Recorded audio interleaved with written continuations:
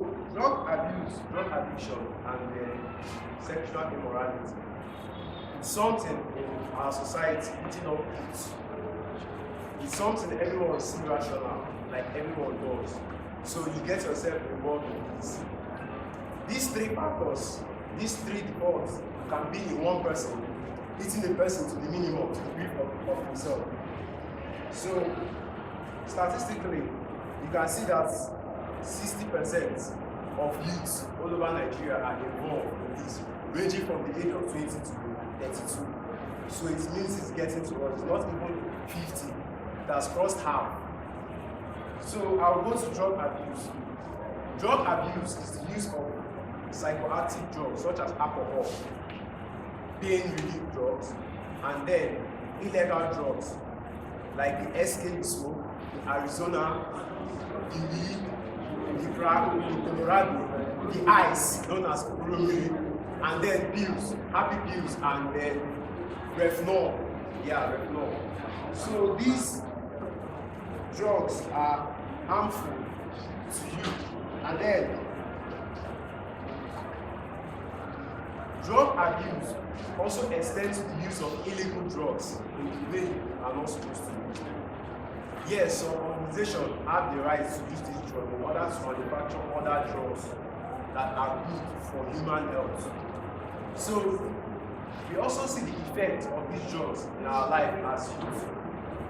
One of the effects is that it increases the problem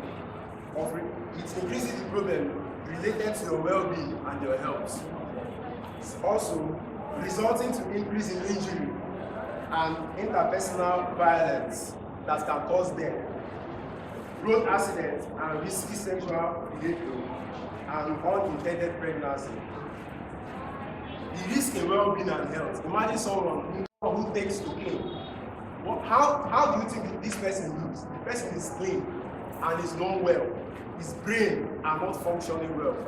He thinks less than human. He's like an animal and can do anything. The other one results in injury and then interpersonal violence. Someone who took drug or hard drug can do something to you in an era of argument. Maybe you enter an argument to this person and the person gets hyper angry and then do something to you. It can lead to death, it can lead to fights. Unintended pregnancy. Imagine someone who is on drugs now and can't control their urge to sex.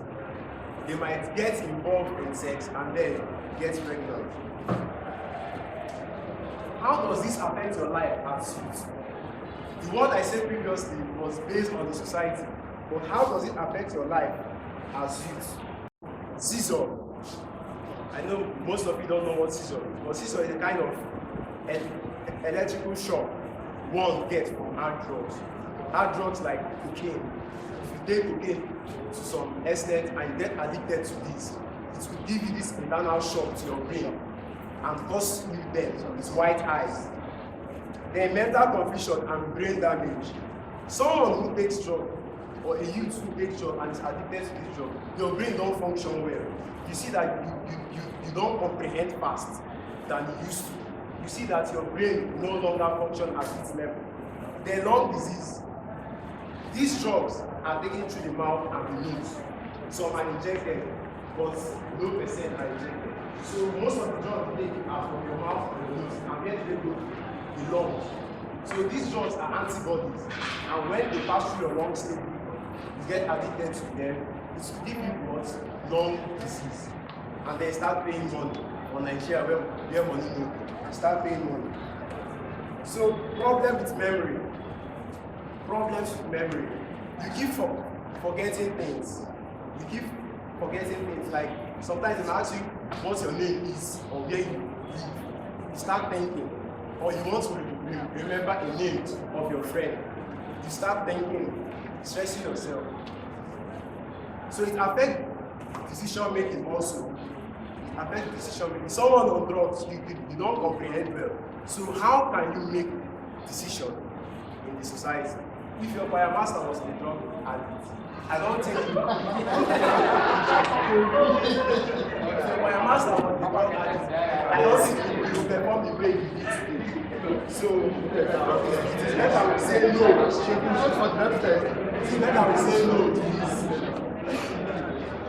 So causes of drug abuse. Causes of drug abuse. What leads to this drug addiction? What leads to this drug addiction? We start looking at what mental health disorder. For instance, someone who lost a parent. You get down, you are down, and you have this bad feeling that, oh, my mom is gone. So what else is there for me? You're down.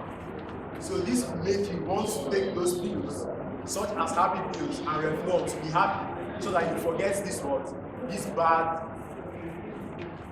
on you forget them. Secondly, peer pressure and peer influence, they are different. Instance of peer pressure, imagine having a group of friends and they all involve themselves in what? In drugs. So you being the only one who does not take this drug, they will be like, you are not our friend because you don't take this. So if you want to be part of us, you will take this thing. So we also see on how to prevent this drug. In prevention of occurrence, you don't tend to go to the punishment level first. You first of all, within advice, go far. So seeking help for mental illness, like seeing a therapist who advises you on how to avoid this drug, who advises you on when this drug comes close to you. Yes, seeking them make you go out of being an addict. Second is maintaining a happy and healthy lifestyle. You see someone who wakes up in the morning, make breakfast for himself, eats, and then go to school, come back, does his assignments, and then sleep, have siesta after taking lunch, then wake up in the evening, come for choir parties, and then go home. The person is happy. And I don't think having a happy lifestyle such as this will make you to indulge in drug. Another way to avoid this drug addiction is by dealing with what? Peer pressure. If you could say no to your friends who are involved in taking drugs, if you could say no to your friends who are drug addicts, I think you would stay away from this. If you could say no to them, you could also avoid being a drug addict. So the other way is examining what risk factors. If you look at the past and see what drug has done to most youth, you see the madness it has caused, especially the one known now, you see how this drug resets your brain and make your morning to the night and the night to the morning. It tarnishes your brain, and then you don't comprehend well, you are no longer a human being. So when you examine these factors that happened back then, it will make you to say no to taking drugs. So my advice on this now is that some people are not even addicted to these drugs. They are not even addicted to the SK they take, the AZ they take, the Colorado, the Claro, the codeine they take. They are addicted to the feeling it gives, the joy it gives. If normally you could summon that feeling,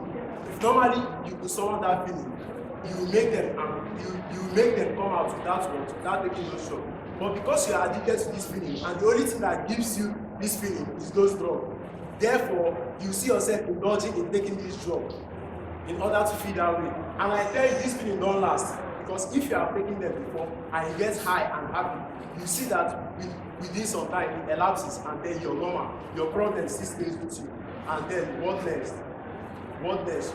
No problem solved. So the earlier we say no to drugs, better for us.